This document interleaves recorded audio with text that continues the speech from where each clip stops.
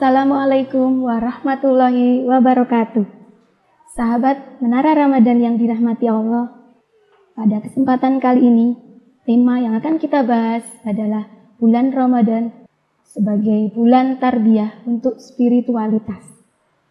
Bulan Ramadan merupakan bulan yang paling mulia di antara bulan-bulan lain di hadapan Allah Subhanahu wa Ta'ala.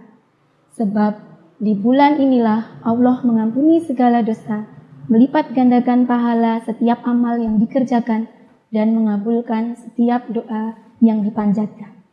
Pada bulan ini pula, Allah menurunkan Al-Quranul Karim dan menurunkan malam yang lebih baik daripada 1000 bulan, yakni malam Lailatul Qadar. Karena keistimewaan bulan inilah, maka aktivitas ibadah umat Islam menjadi meningkat pesat di bulan suci ini dibanding bulan-bulan lain. Kondisi ini tampak mulai dari awal penyambutan datangnya Ramadan, aktivitas ibadah sholat berjamaah, sholat tarawih, dan qiyamul lail, serta tadarus Al-Quran, berzikir, berdoa, bersedekah, hingga perubahan perilaku sehari-hari yang semuanya meningkat baik. Semua berharap dengan berpuasa Ramadan, sholat tarawih, dan ibadah Ramadan yang lain, semua dosa yang dilakukan, terlebih dosa-dosa yang telah dilakukan terdahulu, akan diampuni oleh Allah Subhanahu wa Ta'ala. Bulan Ramadan yang kita sambut dengan sukacita ini sebenarnya adalah bulan pendidikan atau bulan tarbiyah. Sebab orang-orang yang berpuasa diibaratkan sedang dididik agar bisa menjadi orang yang baik. Ramadan merupakan bulan tarbiyah untuk spiritualitas manusia. Di dalam bulan Ramadan, ibadah puasa menjadi pendidikan mental spiritual atau pendidikan karakter bagi hamba Allah yang kelak hasilnya sangat luar biasa apabila berhasil.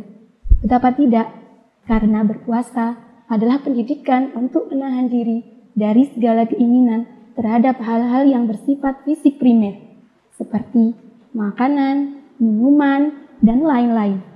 Untuk menahan keinginan itu, tentu dibutuhkan kesabaran dan keikhlasan. Disinilah terjadi kaitan erat antara pendidikan fisik dan pendidikan karakter. Pendidikan fisik dalam ibadah Ramadan sangat terkait erat dengan pendidikan karakternya.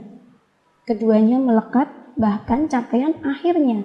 Pendidikan Ramadan ini bukan capaian fisik saja, tetapi adalah perubahan karakter, yakni kita menjadi insan yang bertakwa, sebagaimana di dalam Al-Quran surat Al-Baqarah ayat 183, yang artinya, hai orang-orang yang beriman, diwajibkan atas kalian berpuasa, sebagaimana diwajibkan atas orang-orang sebelum kalian, agar kalian bertakwa.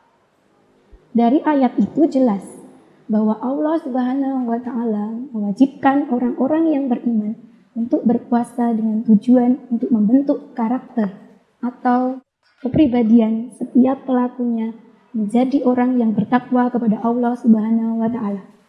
Jadi pada hakikatnya, pendidikan fisik yang berat ini hanya menjadi sarana atau media untuk membentuk karakter atau kepribadian kita agar menjadi hamba Allah yang terbaik, yakni hamba yang bertakwa kepada Allah Subhanahu wa Ta'ala. Oleh karena itu, sahabat Menara Ramadan, agar kita bisa menjadi orang yang sehat fisiknya, agar kita bisa lulus di dalam pendidikan ibadah Ramadan ini, maka kita berusaha untuk menjaga segala ibadah yang kita lakukan agar tidak batal, agar tidak hilang pahalanya. Sebagai orang yang beriman, tentunya kita sudah terbiasa dengan berpuasa di bulan Ramadan ini.